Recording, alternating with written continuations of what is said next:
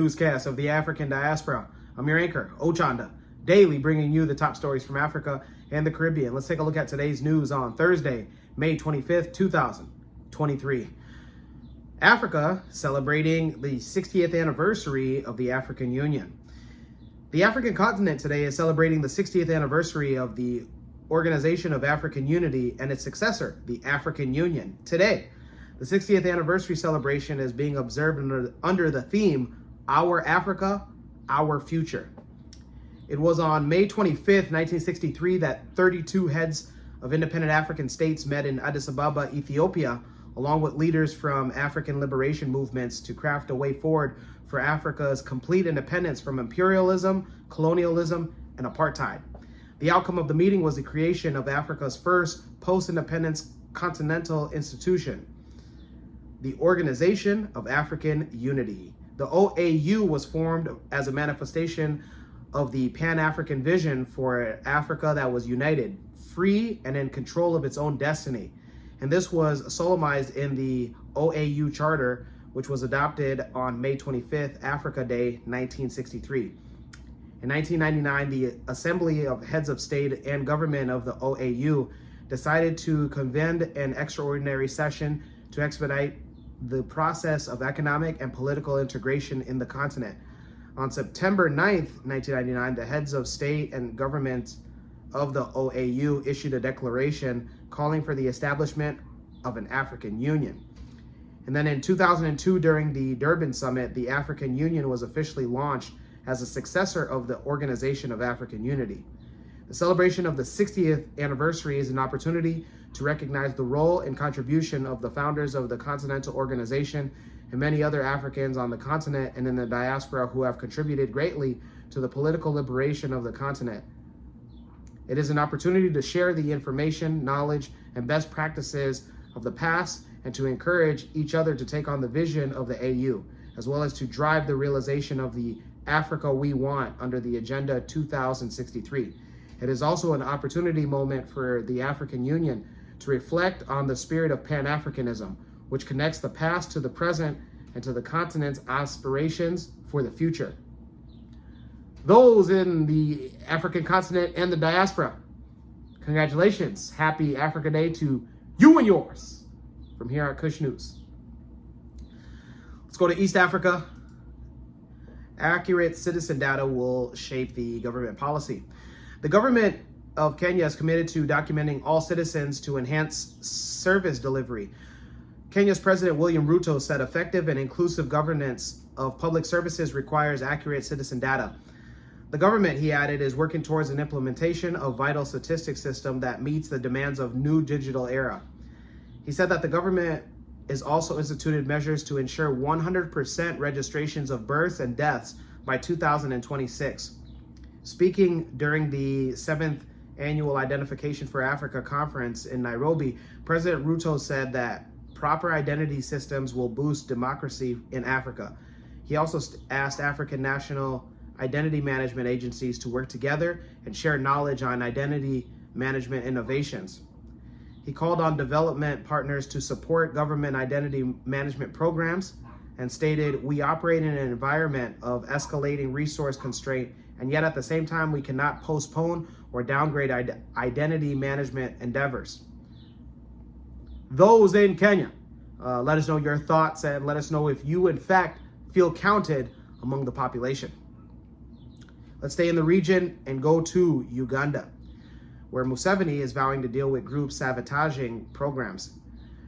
Uganda's President Museveni has expressed his disappointment towards individuals and government officials who he says sabotage government programs aimed at transforming Uganda.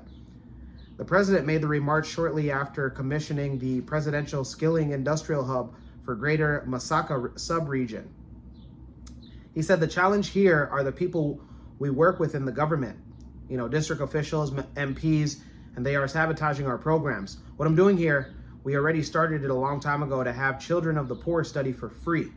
Greater Masaka Industrial Skilling Center, which is part of the 19 countrywide free vocational training programs for ages 18 to 35, draw from 9 districts in Uganda that make up the Greater Masaka sub-region and Masaka City. The courses offered include tailoring, hairdressing, bricklaying, masonry, carpentry, joinery, craftsmanship, metal fabrication, food processing, and bakery. Upon completing the training, trainees get certificates under the Directorate of Industrial Training, Ministry of Education and Sports, and are ready to be self-employed, not employed. Museveni says, I want to show these people that it's very possible for government to support children of the poor to study and to get what they need to do to sustain themselves. What we are doing here, we should have done in the primary schools of the government and in the secondary schools. The president also said that the government is going to re-emphasize the policy of having government primary schools at every parish and a government secondary school per sub-county across the country of Uganda.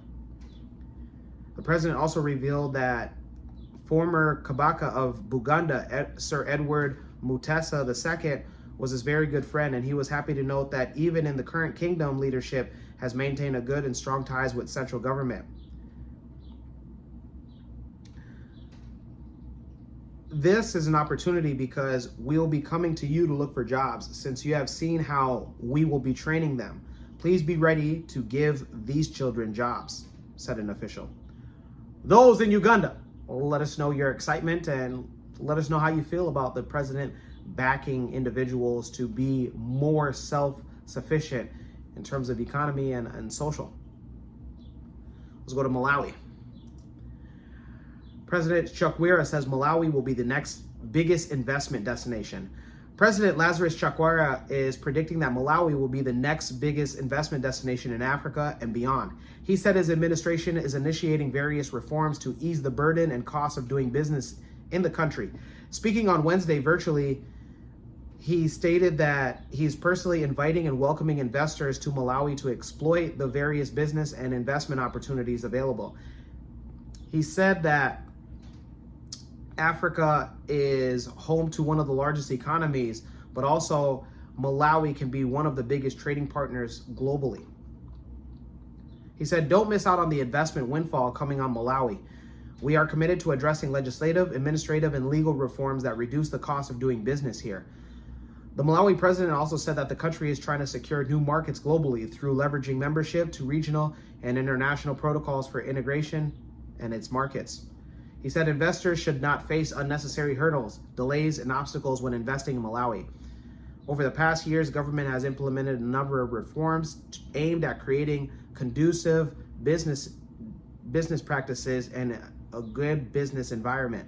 Malawi High Commissioner to the Republic of South Africa, Stella Ndau, said that this signifies the importance of foreign investment to the growth and development of Malawi's economy through numerous business and investment opportunities. One of the potential investors is a chairman of the Hokanson Consolidated Investment, and he said that his company is impressed with the opportunities unveiled and that coming to Malawi to explore and investing in mining, tourism, hospitality, and more, and he'll continue to do so. Those in Malawi, let us know your thoughts on the president's statements regarding Malawi being the future destination hub for investments and business. Let's go to the Caribbean and end it there. Grenada's third trade union signs an agreement to increase salaries. A collective agreement for the increase of salaries in Grenada and its wages was signed between the government of Grenada and the Grenada Manual, Maritime, and Intellectual Workers Union.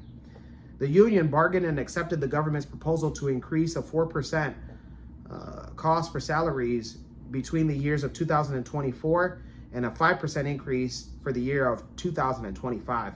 The government says that this agreement marks the third successful negotiation in recent weeks between the government and union bargaining agreements that represents various categories of workers within the public sector, including the Grenadian Union of Teachers and also the Royal Grenada Police Force.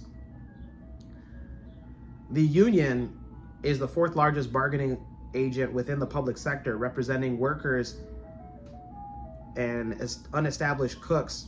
At the signing ceremony held to commemorate the event, President General of the union, Oscar Williams, stated that satisfaction with the cordial way in which negotiations were conducted and concluded, and he was satisfied. Negotiations on fringe benefits with this and other public sector unions and staff associations are currently underway. Those in Grenada, let us know your excitement. If you are, in fact, part of the union or any of the public sectors that the union represents, we want to hear directly from you. We want to hear on what you plan to do and how you see fit with the salary increases. When we come back, we will have today's African proverb of the day. Don't go anywhere.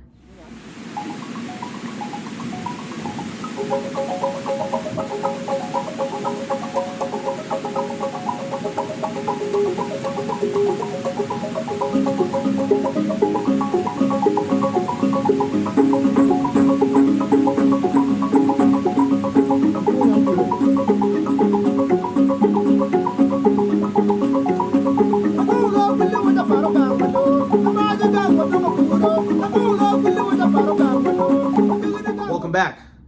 Let's take a look at today's African proverb of the day. And it comes to us from Ashanti. Hey, Ghana must go. All right.